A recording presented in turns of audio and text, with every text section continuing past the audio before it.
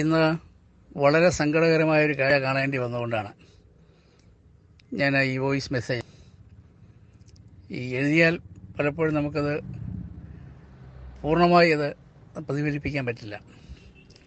പറയുമ്പോൾ അത് സ്പോണ്ടേനിയസ് ആയിട്ട് കാര്യങ്ങൾ വന്നു പോകും. ഞാൻ ഇന്ന് രാവിലെ എൻ്റെ മൂത്ത സഹോദരിയുടെ മകൻ്റെ ഭാര്യയെ തിരുവനന്തപുരത്തെ ശ്രീത്ര ഇൻസ്റ്റിറ്റ്യൂട്ടിൽ അവിടെ തലയ്ക്കകത്തൊരു ട്യൂമർ ഉണ്ടായത്, അതിനുവേണ്ടി ഒരു സർജറിക്കായിട്ട് അവിടെ അഡ്മിറ്റ് ചെയ്തു. ആ അഡ്മിഷന് അതിൻ്റെ 2-3-4 മണിക്കൂർ എടുത്തു. അവിടെ തന്നെ 1-2 അടുത്ത സുഹൃത്തുക്കൾ ഡോക്ടർമാരുണ്ടായിരുന്നു. അതിലൊരു ഡോക്ടർ പറഞ്ഞു, കുറച്ച് സമയം ഇവിടെ എൻ്റെ കൂടെ ഇരിക്കുക, ഞാനൊരു കാഴ്ച കാണിച്ചു തരാം. നിങ്ങളെപ്പോലുള്ള ആളുകൾ ഇത് കാണുകയും ആളുകളോട് ഇത് ഷെയർ ചെയ്യുകയും ചെയ്യേണ്ടത് അത്യാവശ്യമായതുകൊണ്ടാണ്. കുറച്ച് സമയം ഏതായാലും പുറത്ത് വെറുതെ ഇരിക്കേണ്ട, അവിടെ ഇരിക്കുക. ഞാൻ അദ്ദേഹത്തോടൊപ്പം എൻ്റെ 1-1.25 മണിക്കൂർ സമയം അദ്ദേഹത്തിൻ്റെ കൺസൾട്ടിങ് റൂമിൽ ഇരുന്നു.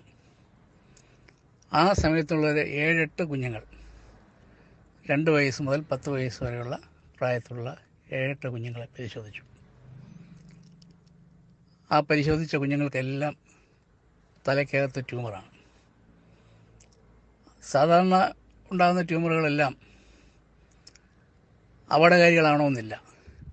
പക്ഷെ അദ്ദേഹം പറഞ്ഞത് ഇവിടെ വരുന്ന ഇന്ന് 100ഓളം കുഞ്ഞുങ്ങളെ പരിശോധിക്കാറുണ്ട് 2 ഡോക്ടർമാർക്കായിട്ട്.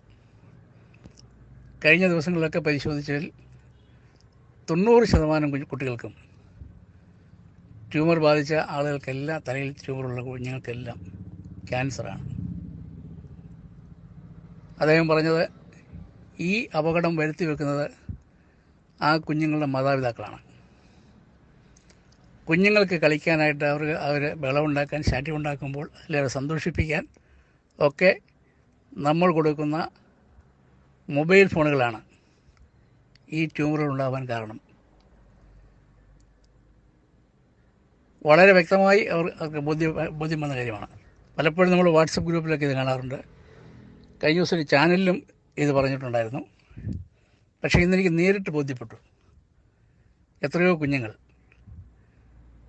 എട്ടും പൊട്ടും തിരിയാത്ത പ്രായത്തിൽ ആ കുഞ്ഞുങ്ങൾ മാരകമായ രോഗത്തിന് അടിമപ്പെടുന്നതിൻ്റെ കാരണക്കാർ എന്ന് പറയുന്നത് അവരുടെ മാതാപിതാക്കളാണ്. നമ്മുടെയൊക്കെ വീട്ടിൽ കൊച്ചു കുഞ്ഞുങ്ങൾ നമുക്ക് പലർക്കുണ്ട്, അല്ലെങ്കിൽ നമ്മുടെ ബന്ധുക്കൾക്കുണ്ട്, അയൽപക്കത്തുണ്ട്. അദ്ദേഹം പറഞ്ഞ വാക്ക് ഞാൻ കടമെടുക്കുന്നു.